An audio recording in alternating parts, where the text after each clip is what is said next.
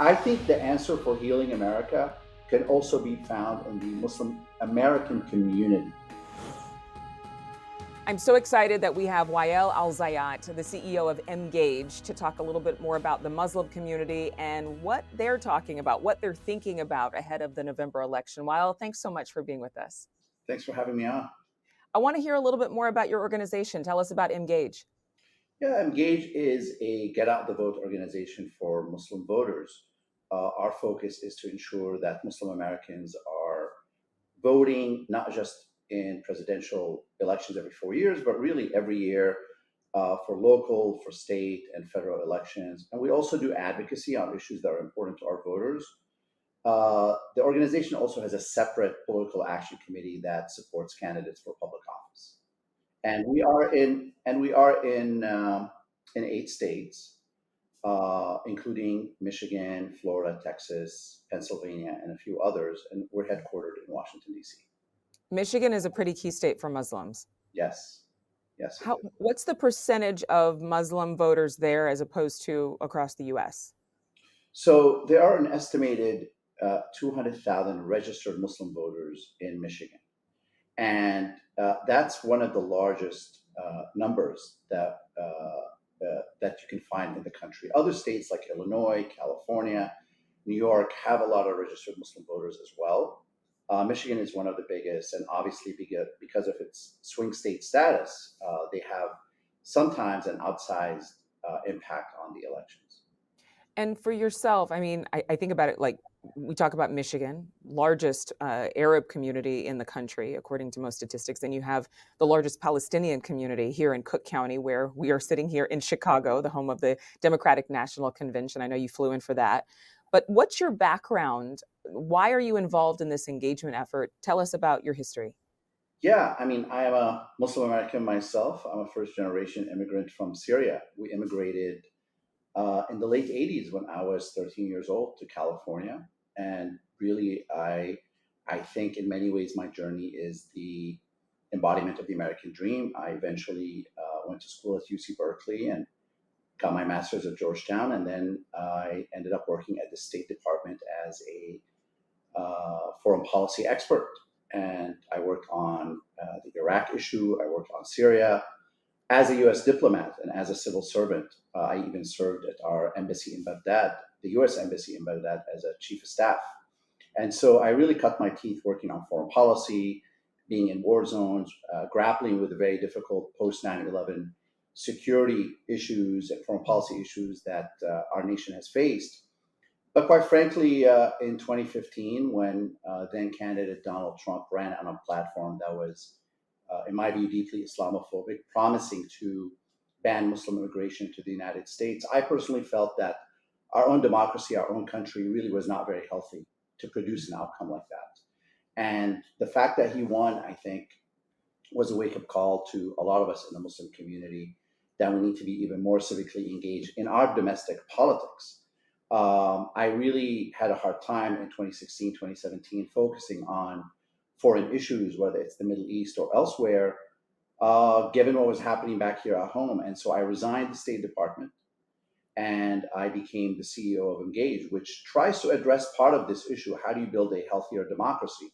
And how do you get our, tapestry of citizens, whether they're Muslim or not, to be more civically engaged and impactful in the decisions and the policies that affect all of us?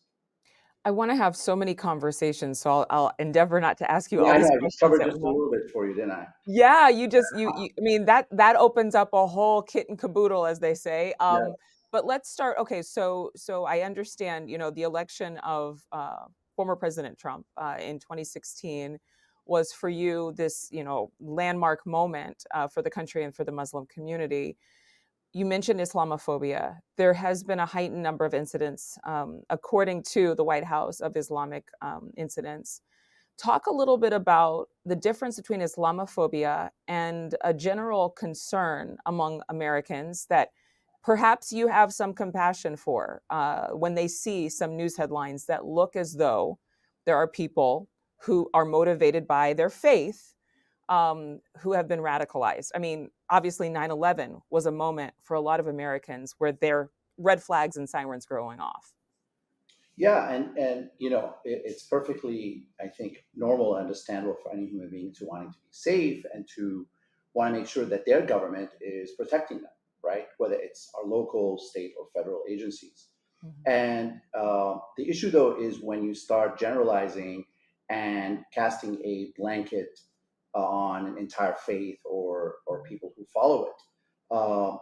And here, whether it's based on race or religion or whatever it is, it's very irresponsible to blame a particular group for the actions of a minority, as detestable as it is, including 9/11, for example. I myself, you know, saw firsthand the impacts of violent extremism in places like Iraq, where I served as an American, as a diplomat, post invasion in Iraq. Um, but Islamophobia, essentially, what comes down to is people attributing certain tropes and negative connotations toward the religion, Mhm. and what's worse, basically affecting how they speak and act vis-a-vis the people who follow that religion. And when that affects our government policies, now you're in the space and a place of fascism, quite frankly, right? When you're saying, hey, all Muslims are like this, or Islam is all about that, and that's influencing your policy, whether you're making every single Muslim behave differently and be treated differently under the law, you're no longer a pluralistic democracy, right? Now you're going back to the days of Japanese internment and worse, possibly.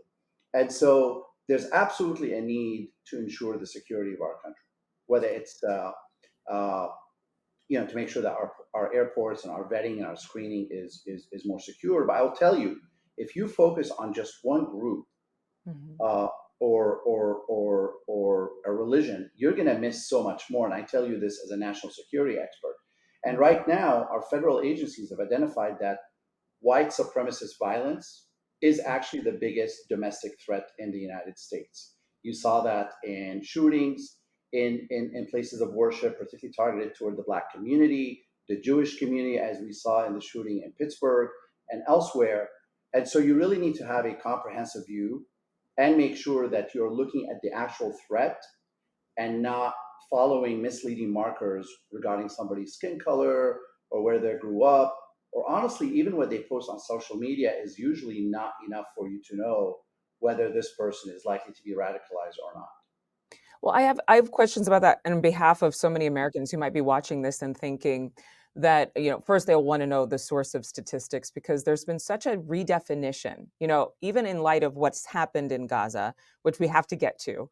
There has been almost people questioning what is anti-Semitism now and what is not.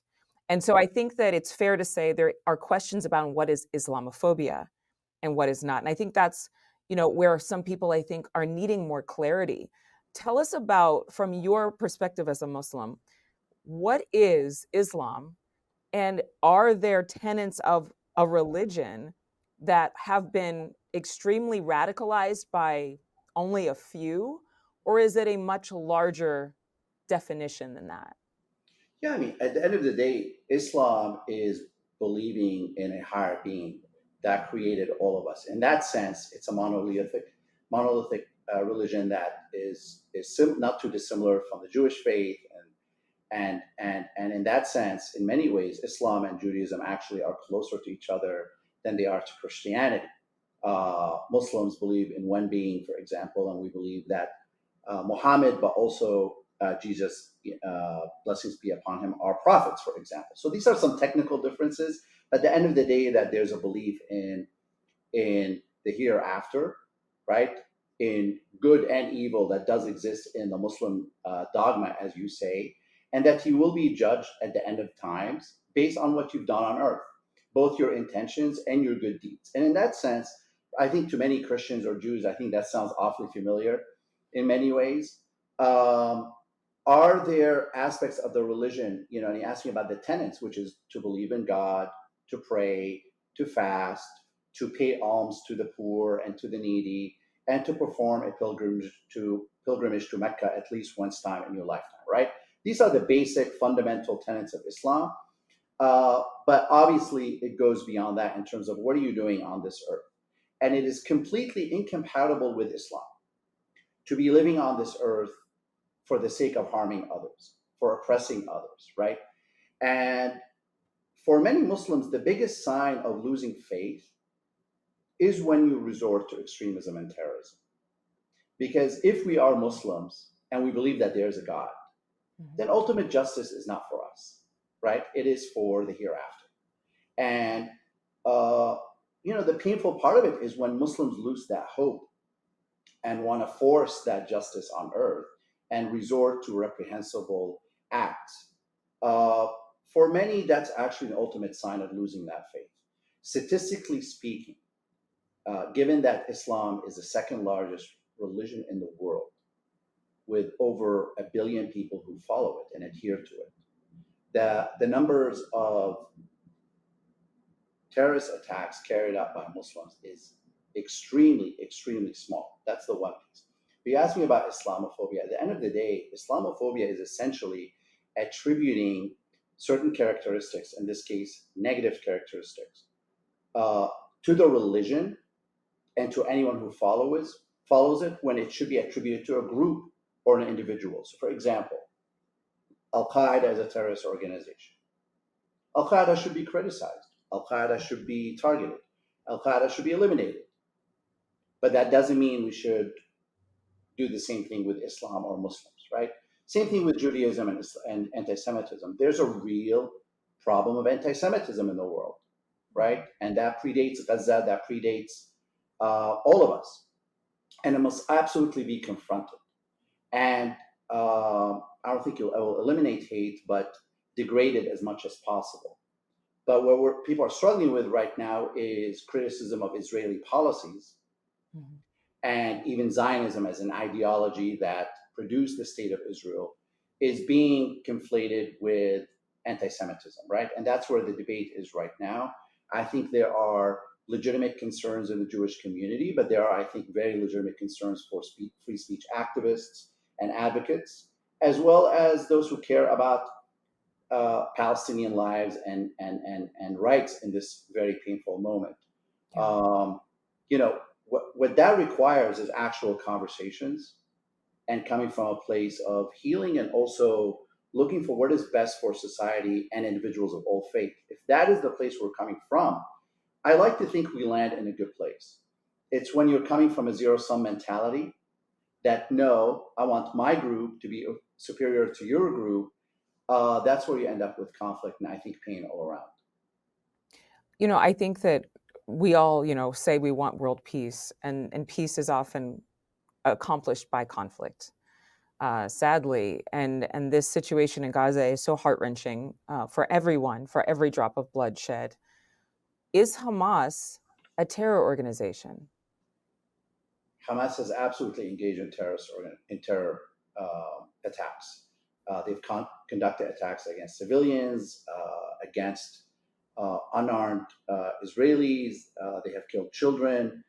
They have launched rockets they land indiscriminately on Israeli towns. So they've engaged in terrorist activities. And it seems even recently, maybe a few days ago, they have announced that they're resuming suicide bombings. Having said all of that, and I'm sure we're going to get into it, we really need to examine then how we're defining terrorism when extremely sophisticated militaries like the Israeli military is dropping guided munition that is produced or sold or transferred by the United States.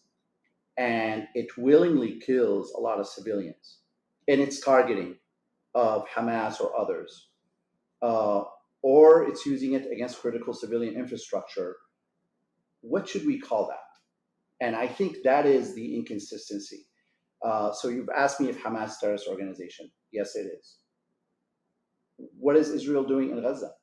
And until we're able to have that intellectually honest conversation, I think we're going to keep going around and around because that's not resolving what's happening today. It's in fact, it's a distraction from reaching the answers, which is what?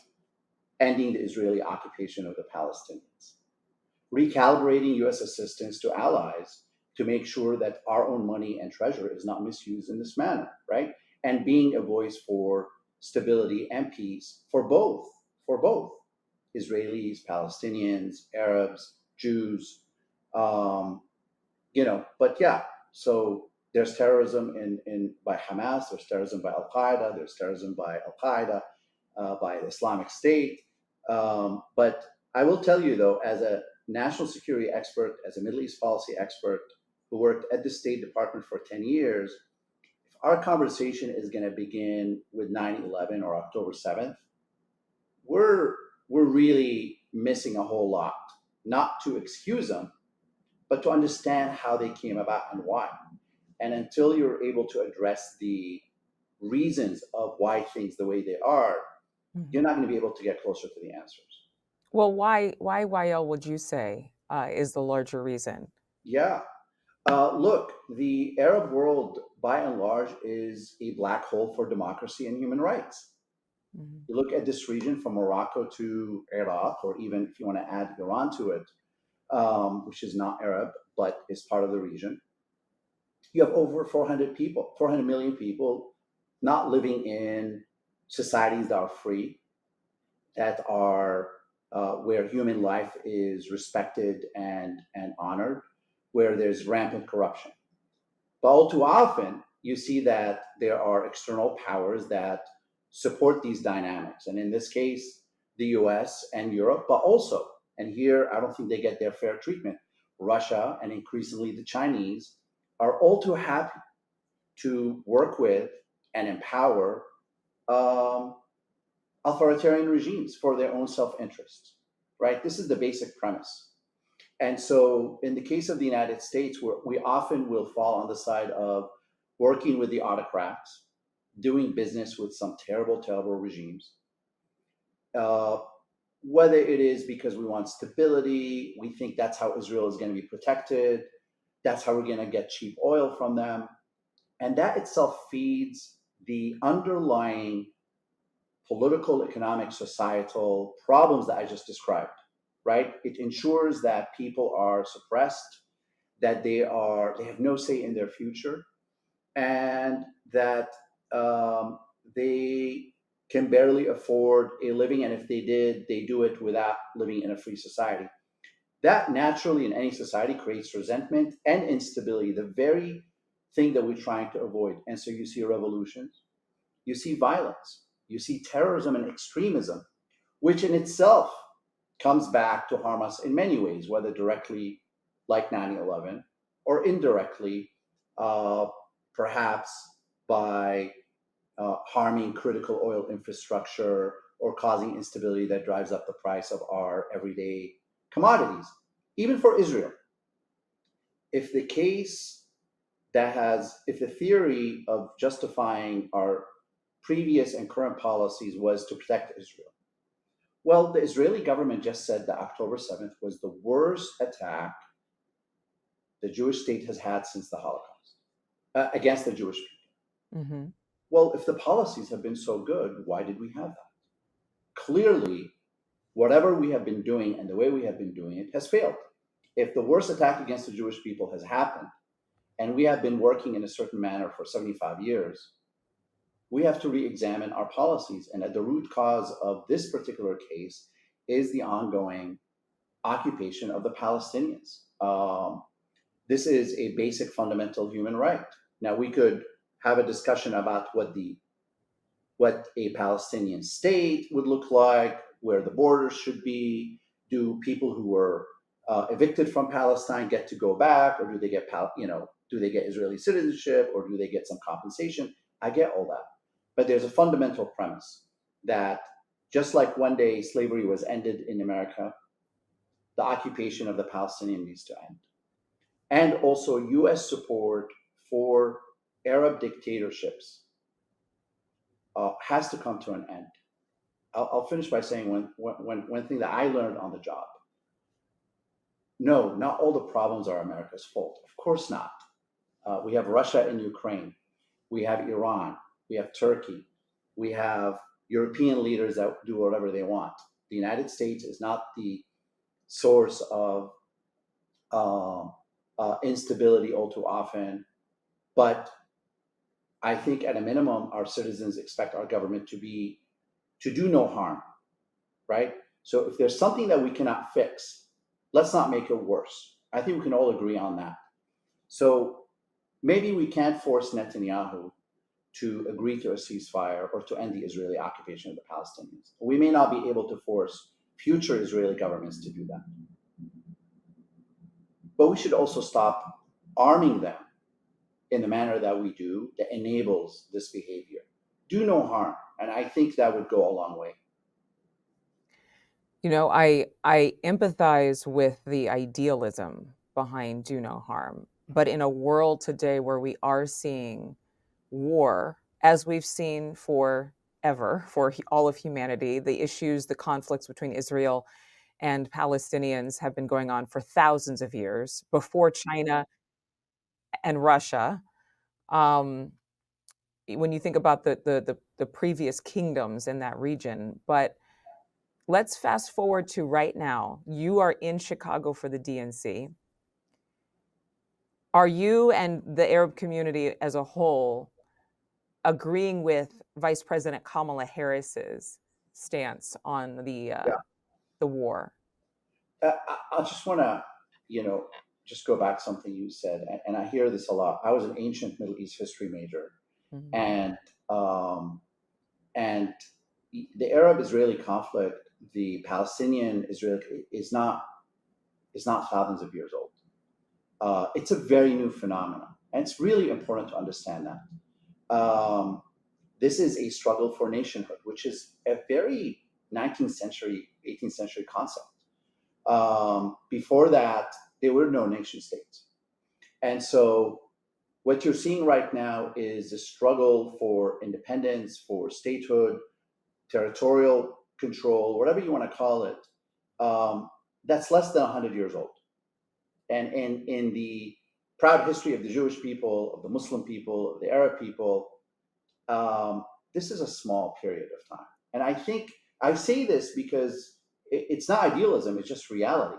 Because when you say it's been for thousands of years, then, oh my God, it's so awful, so terrible. Nobody can ever fix it, so let's stay with the status quo. I'm not an idealist, by the way. I'm actually a real politics kind of guy. What I'm saying is, if our policies are producing the 9/11s or the October 7th of the world, there's a very practical need to re-examine those policies. We are losing money, we're losing prestige, and we're losing our own lives in many cases, our own young men and women in uniform. In Chicago, you asked me about the Arab community. I just want to point out that Arabs can be Muslim and they can be Christian. That's true. And I don't want to, I don't speak on behalf of all Arabs, whether they're Muslim or Christians. My organization seeks to represent the interests of Muslim voters, which include Arabs. But by the way, interestingly, a third of Muslims in America are Black. And about 25% is Arab, about 25 to 30% is South Asian, Pakistani, Indian American, etc.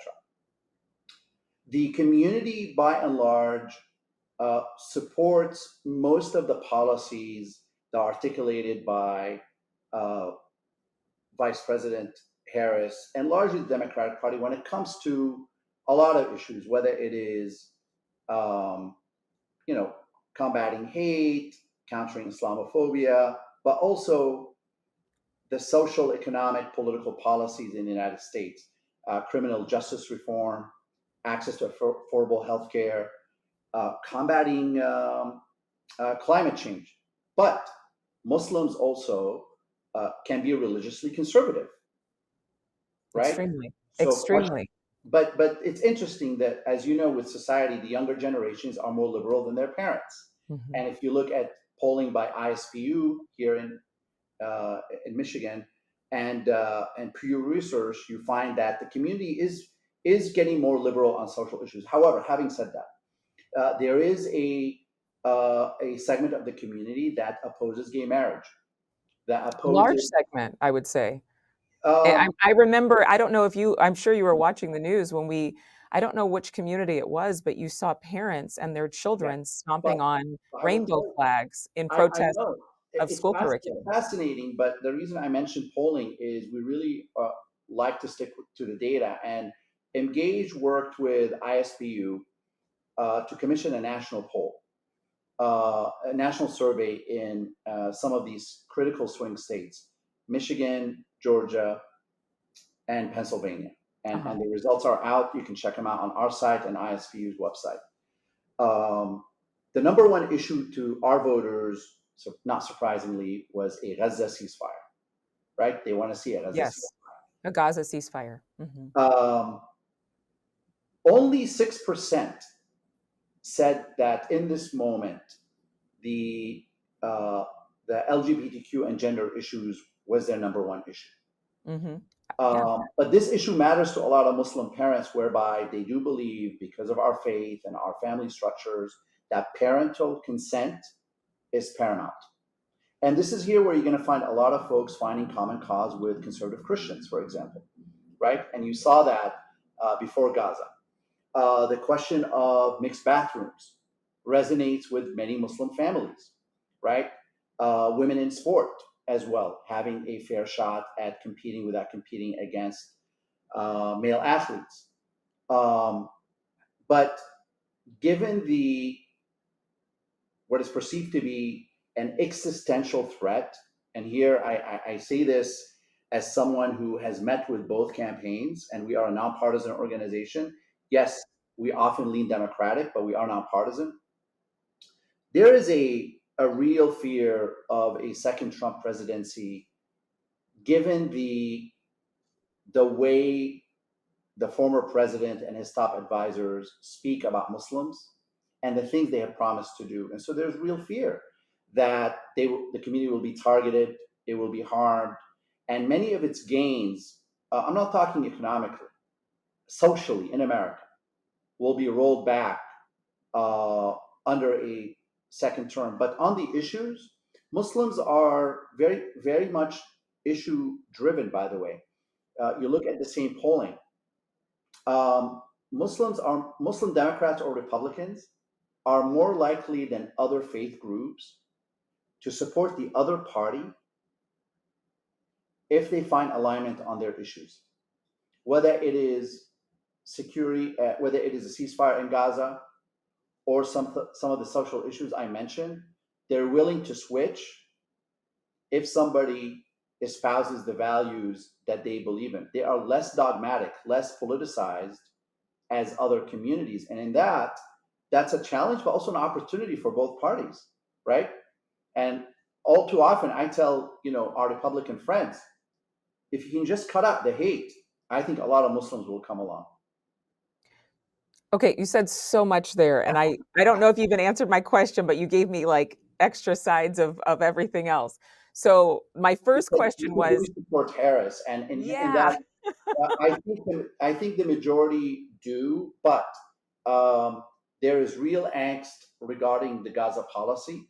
She is still part of the Biden administration, and many Muslims are extremely upset, disheartened, dissatisfied, disappointed in not just the fact there's no ceasefire, that the U.S. continues to provide these weapons to Israel.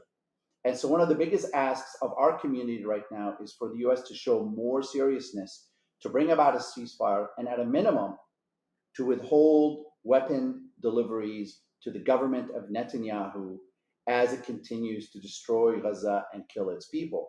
And they are asking Vice President Harris to speak to that. And, as someone who works in government, I understand how difficult that is for someone like her to do that in this moment. But it's needed for her to show that she will be different on this issue for our voters. So many of them are really looking for a movement on that to more, I would say, to express bigger enthusiasm for her than you're seeing right now. well, because she is part of the Biden ticket currently and the Biden administration directly. And so to see her change on this issue would be quite striking. Is the Muslim voter population, I mean, you have to tell me the numbers. I don't want to misquote anything. Is it significant enough to move the needle? Yeah. I mean, we're seeing the protests, we're seeing the anger in the streets, but is it enough pressure from that community to make a change, do you think? We think it can be enough in places like Michigan, possibly in some other states, maybe even Georgia or Pennsylvania. Pennsylvania has about 170,000 registered Muslim voters. Many of them are Black Muslims in places like Philly, right? What's going to move those constituents will be a mix of issues: Gaza ceasefire, but also domestic issues that are important to their communities. In Michigan, the question of a ceasefire and aid to Israel is really big for the Muslim community there, whether in Dearborn or other towns. And it could have an impact. In 2016, I believe Donald Trump won the state by about 11,000 votes. Mm-hmm. And I just mentioned that there are over 200,000 registered Muslim voters in Michigan. What's interesting is, according to our polling with ISPU, support for Trump has stayed steady during Gaza, by the way. It's hovering around 18% among Muslim voters. The biggest drop has been support for Biden, where he's gone from 70% to, in some cases, less than 20%. So there is a big chunk of the electorate right now that's on the sideline. Some of them are saying, well, maybe we'll support Jill Stein or another third party. That could be a difference maker in a place like Michigan, absolutely.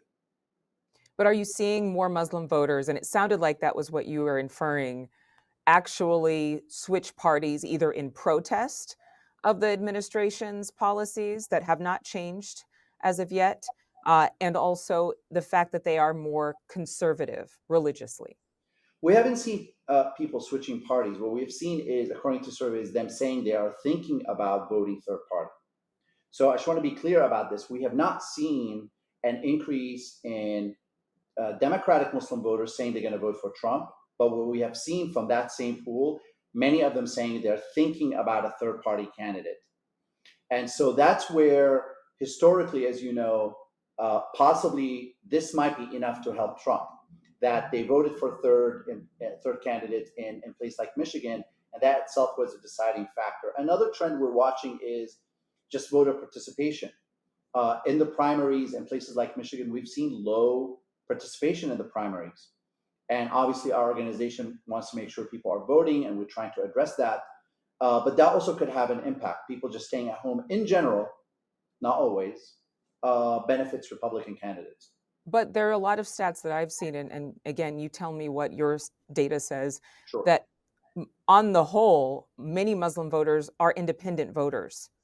And so they're undecided right now, and we don't know which party they'll choose. Is that correct? I think that's very well put, yes.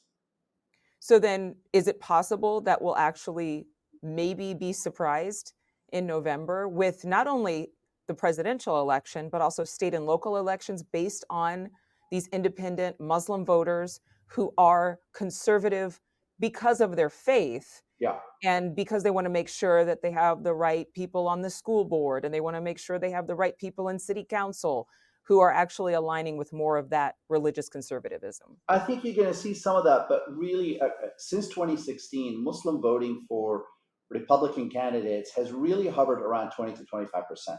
There's always been a percentage that votes Republican no matter what, right? But the question that you're asking is, what about the rest of the electorate? And what I'm saying is, according to their responses, they have not said we're going to go with Trump, for example. We didn't ask about congressional races. We did not ask about local races. But what we're finding is that given, and I hope, folks in the Republican Party or even the conservative movement understand what I'm saying here, is that our voters have self-respect. And our voters are smart. So even when they understand that there is deep disappointment, let's say with a Democratic candidate on Gaza, or on social issues, or any other issues, maybe their views that the Republicans will be better on taxes or promoting small businesses, for example.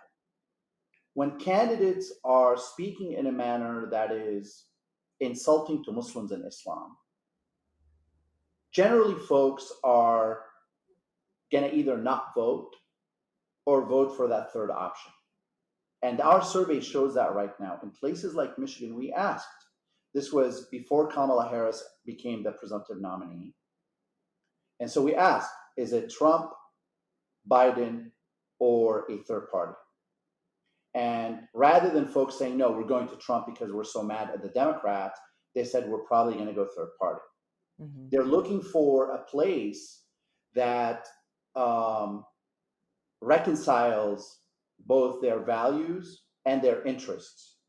And our view at the end of the day is it's either going to be a Democrat or a Republican. And so we are asking both parties to be better on those issues, whatever their weaknesses are. And in the case of this presidential election, I sat down with the Harris campaign. I've sat down with the Trump campaign in Michigan, and my feedback is, if the Trump campaign really wants to earn Muslim voters or Republican officials anyway, don't just count on the gender LGBTQ issue being enough to bring more than that 20 to 25%. It's not going to be enough. What is it about? Because I want to make sure that we stay on focus with the point of this particular program, which is the faith. So, what is it about holiness and faith in God that would motivate Muslim voters in regard to that one key issue, the Gaza ceasefire? Instead of tying it to politics, instead of tying it to the past 100 years, what is it about their belief in God in this country that is making that of utmost importance? Well, look, for Muslim voters, and the most important thing that they have is their life, their family, their extended families, and their faith, right? Just like many faith communities. And we are proud Americans. I'm a first generation, but my daughter is already born here, obviously. There are many who've been here for generations. I just mentioned the experience of Black Muslims who were here for hundreds of years. And there is on the one hand, a physical connection to what's happening in Gaza for many families. You mentioned Cook County. They have family members who are being killed in Gaza, right? You can't get more visceral than that. They are family members. There are some folks here in Chicago at the DNC who've lost 15, 50, 100 extended family members in Gaza. They want that harm to end. But for the broader Muslim community, there is a connection to the people of the Holy Land, to fellow Muslim human beings that are experiencing this brutal war with our tax dollars. And for that, here is where I think many folks have come together, whether they're Muslim or not. You are seeing Jewish Americans, you're seeing Christian Americans, you're seeing people of all walks of life saying it is unholy for our government to be funding these war crimes at a basic level, irrespective of the politics, irrespective of your views. Well, calling it war crimes becomes politics, because you know as well as I do that as soon as you say that, you're putting an accusation. Even the words being used become politicized. So I want to know, for the Muslim community, obviously under God, they are seeing that it is unholy. It is a desecration to kill people, to have any loss of life. Absolutely. Even in what some are calling a justified war. Yeah. We absolutely don't believe this is a just war. And this is not a war of self-defense. There's nothing resembling proportionality. This is not even an eye for an eye, which is also un-Christian in a way, and also un-Islamic, because in Islam, an eye, but forgiveness is better. In Islamic dogma, by the way. And so this violent, I mean, the killing of children, the killing of elderly, the desecration of places of worship, whether they're churches or mosques. Um, these are mass violations of people's lives. I'm not going to use any term. How about that? And that is really, really upsetting to a lot of people. And it makes one question even, um, you know, um, the wisdom of the universe and these things happening as we're experiencing them right now. Also, but here's the frustrating part is with our support and um, what the Muslim community wants to see is our leaders and our government.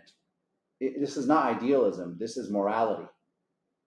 Morality is different than idealism. Morality is in the place to help society and the world function properly for a very pragmatic reason. So we don't descend into chaos, anarchy, and become like the animal world, right? Otherwise, you have no growth, no progress, no civilizations. So there's a very practical reason for morality. It's not just because it's the right thing to do, it's literally how we can function and live as humans. And so that is, I think, the very essence of all religions in a way. That's why they are put for us to govern how we work and live our lives on earth, right? Otherwise, there's no point for them. In terms of, I wanted to ask you about just a lot of the young people involved, and I've got two more questions for you. Thanks for your patience. Um, there's a lot of young people we see, college campuses just completely transformed, complete upheaval with the pro-Palestinian protests or anti-war protests. There's different definitions of these demonstrations. They've turned violent in instances. Um, then you saw on campuses people actually, the same demonstrators doing prayers, Muslim prayers, bowing on those school campuses like Columbia University. Does the kind of protests we're seeing in the United States, does that align with the Muslim faith, or is that a different thing entirely? Well, I mean, the protests are a form of speech that is um, uh, that's as American as apple pie. Does it comport with the Muslim faith? In Islam, if you see an injustice, the lowest form of response should be to condemn it uh, within yourself. The higher level is to speak out against it publicly. And the highest level is to act, to end that injustice. And so protesting, marching, speaking out is absolutely and it's part of the Islamic faith. You are not supposed to be silent when you see an injustice. So there is no contradiction. However, you mentioned turning violent, destruction of property, or harming others. No, that's both un-American and un-Islamic. Now, I will say these protests have drawn many people, whether they are Palestinian or Arab or not.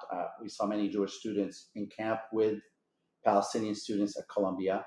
It has attracted many other people who have come in for all kinds of reasons, as well as counter-protesters who are, in the case of UCLA, who are extremely violent.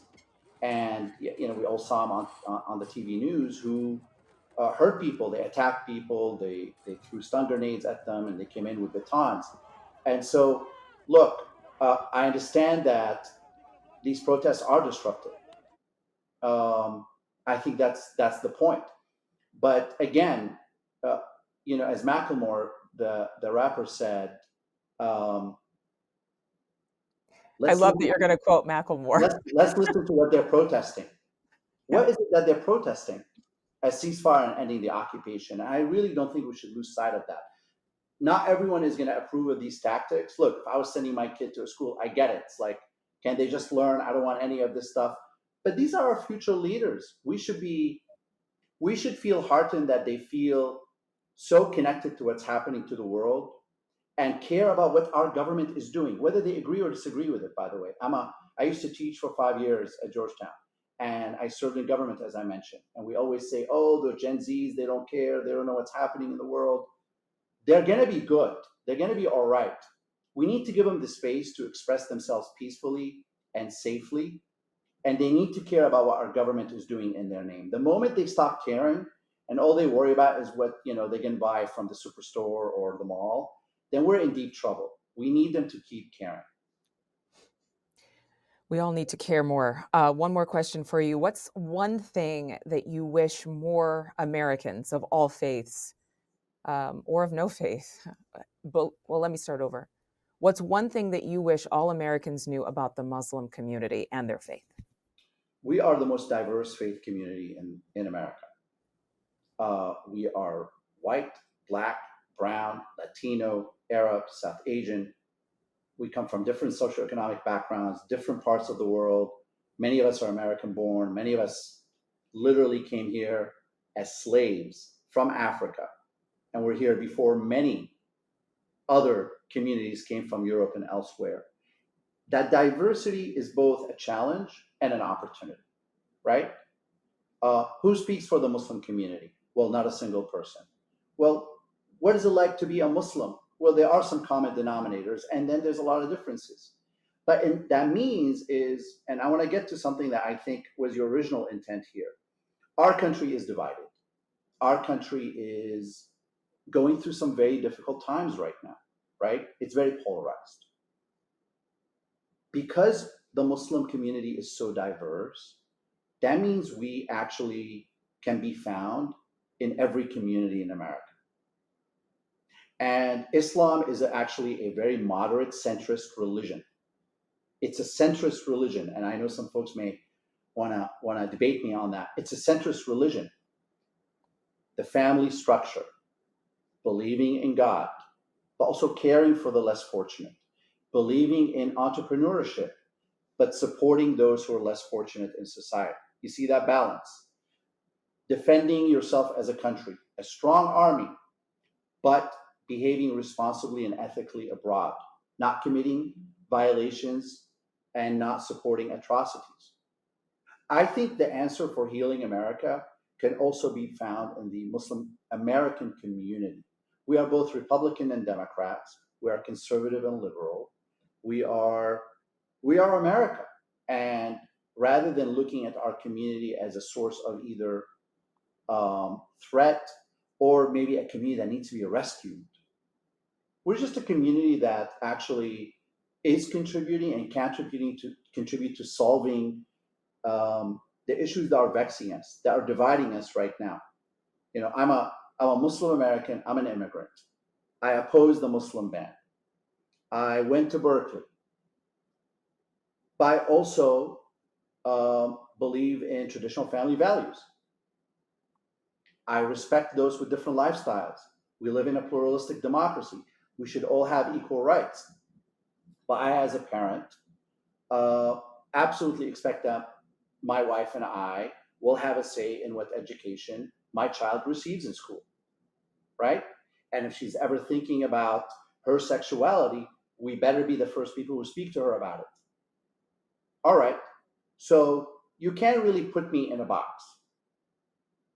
And that's the last message, is you cannot put Muslim Americans in a box.